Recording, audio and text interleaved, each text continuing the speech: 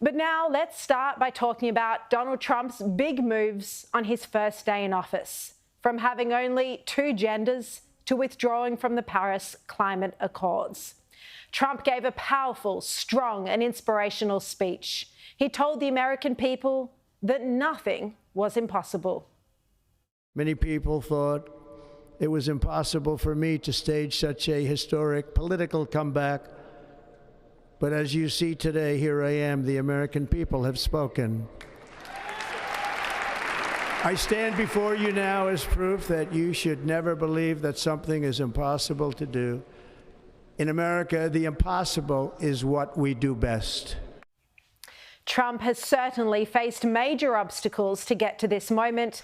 Multiple civil and criminal cases mounted against him. The media and the judicial system came after him with everything they had.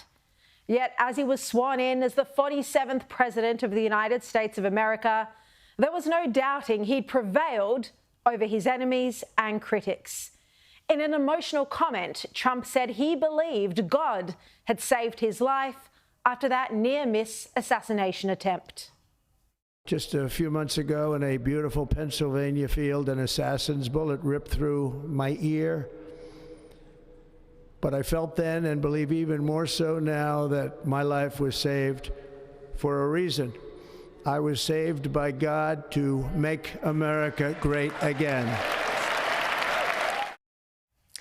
It was a day of major policy announcements, a changing of the world order in Washington, out with the woke ideology, and a new era of common sense with a priority on national security. Trump said that this election, at least he believes, was the most consequential in the history of the country. Now, in a controversial move, Trump pardoned nearly all January 6 defendants. That's 1,500 people who stormed the US Capitol. He will withdraw the US from the Paris Climate Accord. He says America will take back the Panama Canal. He declared that official policy will recognize only 2 genders, a man and a woman. He delayed a ban for 75 days on TikTok. He declared illegal immigration at the Mexico border a national emergency. He designated criminal cartels as terrorist organizations. He put a freeze on government hiring and ordered all federal workers to return to full-time work in person. He also signed an order banning government censorship.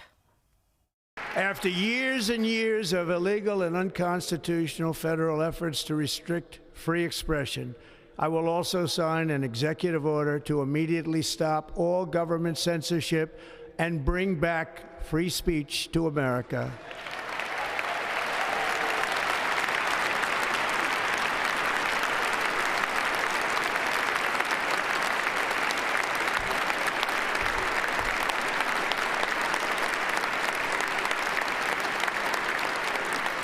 Never again will the immense power of the state be weaponized to persecute political opponents, something I know something about. We will not allow that to happen. It will not happen again under my leadership. The president also pledged to right the injustices relating to the COVID pandemic.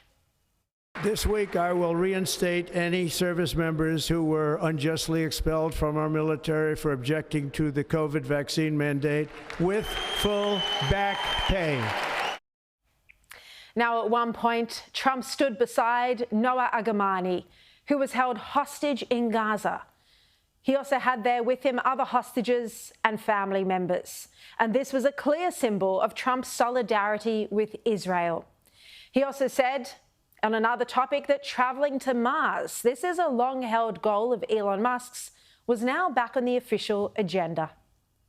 And we will pursue our manifest destiny into the stars, launching American astronauts to plant the stars and stripes on the planet Mars. Trump also revoked nearly 80 orders from the Biden administration that he said were radical and destructive. And he said America had been in decline from an establishment that extracted power and wealth from our citizens, while pillars of society lay broken and in complete disrepair. The new president accused his predecessor, Joe Biden, of weakness and treachery and claimed he prioritised the rights of illegal criminal aliens and wasted money defending foreign borders instead of America's own.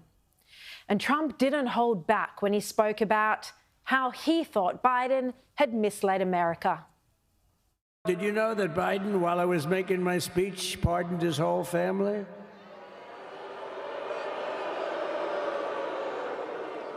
The brother, the whole deal was pardoned. Can you imagine that? As he just said there, in the dying hour of his administration, Biden pardoned his own family members for any crimes they may have committed since 2014. He also pardoned, outrageously, Anthony Fauci. I've written and spoken an enormous amount about Anthony Fauci's role in the COVID-19 pandemic. The crux of the matter is he privately knew American funding may have created the coronavirus, funding that happened under his watch and in spite of an official ban. He knew this right from the start. We have the emails. Yet publicly, Fauci claimed a laboratory leak was a conspiracy theory, and he took every effort to silence scientists and journalists and make sure they didn't pursue this matter. And now Biden has pardoned him ahead of any official investigations that are sure to take place during the Trump administration. This is corruption. This is disgraceful. Now, there's much to be hopeful about under the Trump administration.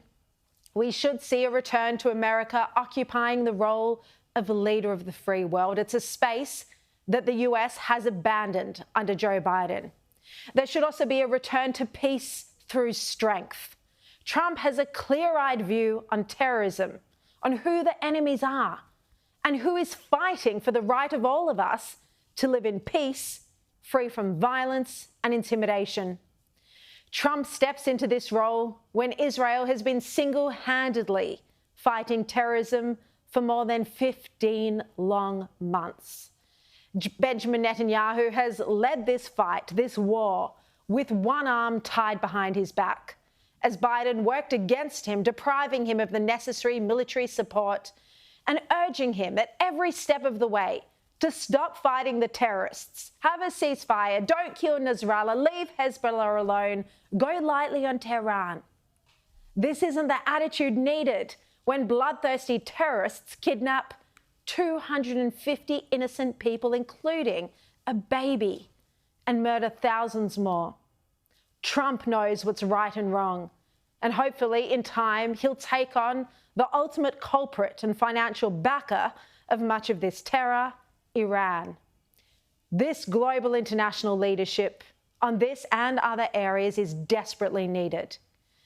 Anthony Albanese and Penny Wong attended the inauguration. They don't see eye to eye with Trump. The Australian Labor government's values and policy ideals are fundamentally different from that of the Trump administration, not just on Israel, but on China, on national security, on climate change, on gender and diversity.